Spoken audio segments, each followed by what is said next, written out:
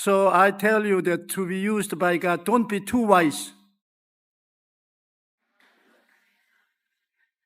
Every time God used in Old Testament, He asked the person to take off shoes.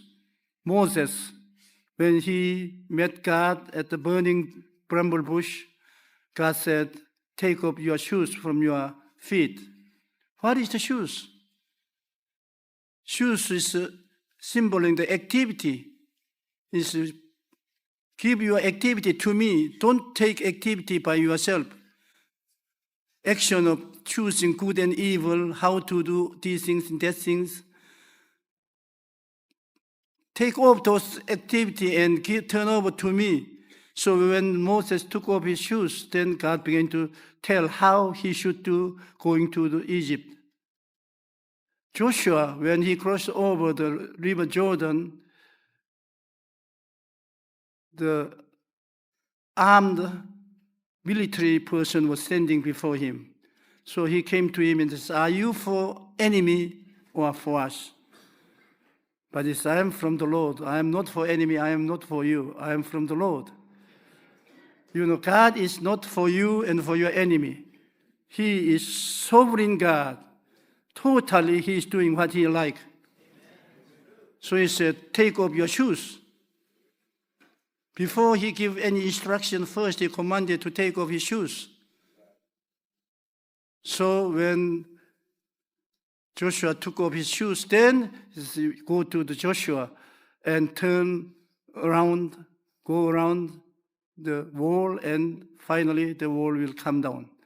God gave the strategy. I tell you this why, because when wise men receive this kind of instruction, the wise man would laugh and he would tighten shoe lace. But I was so poor and foolish. Every time I say, Lord, I take off my shoes. I can't decide good and evil. I can't decide the right way and left way. I will only follow you. Then God asks you unbelievable things.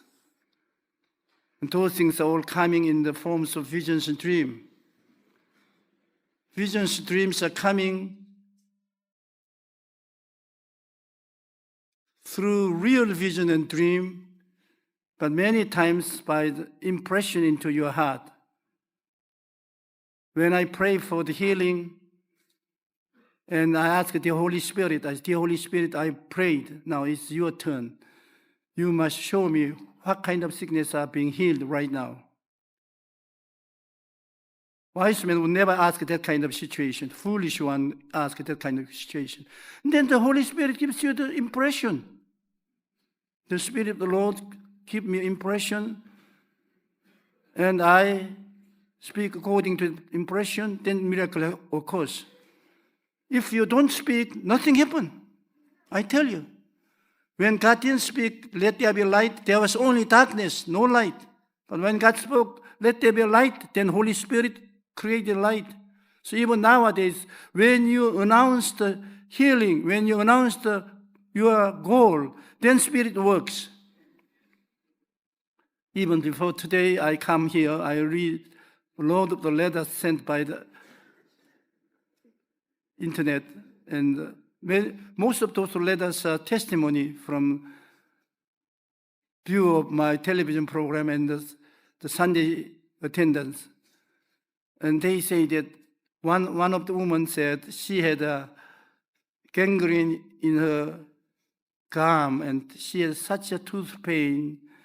And it was so terrible when she went to the dentist said, it's too bad that you should pull out the tooth. There are no healing.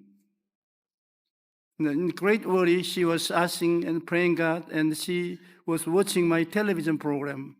And in television, after praying for the healing, I said, someone who was having a gangrene in the gum, pain on tooth, God is healing you now. And when she heard that, instantly, all the pain left, gangrene dried up, she was healed. And another person sent me a letter that he had a fear of meeting the people. she had a fear of meeting his husband and children, far less of meeting father-in-law and mother-in-law. And she was alone, and she was losing her mind, and doctors could not help her. She was terrible. So she was watching my television program, and suddenly you said, someone who is watching television is being healed from depression so bad that you could not see the people and have fellowship with family. And she said, is this me? Suddenly, instantly she got healed. She says, from that day, she has a good fellowship with her husband, play with the children, meeting the friends, and go to the marketplace to buy. She says, I'm so free and so happy. Because I spoke. Because I spoke. If you don't speak, nothing happens.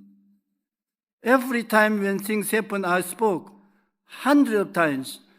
When I was building the newspaper, I had dream, and I had visions and dream.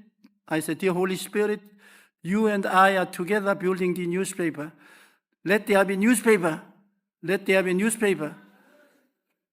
Let the building built. Let there be newspaper. I speak every day. And then the Holy Spirit used my speech and bring the impossible thing to the possibility thinking. So, brothers and sisters, this is foolish talking to you right now. But if you become foolish like me, you will have great work.